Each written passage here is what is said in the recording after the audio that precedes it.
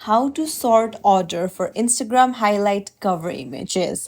Hey everyone, welcome back to the channel. If you are new here, don't forget to hit the subscribe button and turn on the notification bell to not miss any updates. So let's dive right in. First things first, open up Instagram app and then go to your profile icon on the bottom right.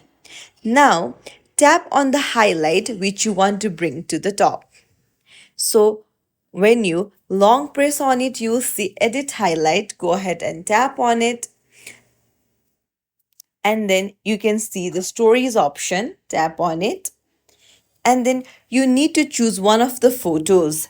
So choose any photo that you want and hit done.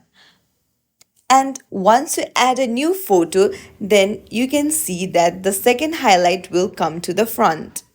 So that means you'll have to add a new photo to make another highlight come to the first. This is how you sort a highlight on Instagram. If you found this tutorial helpful, don't forget to like and subscribe to our channel for more tips and tricks. Thank you for watching. See you in the next video.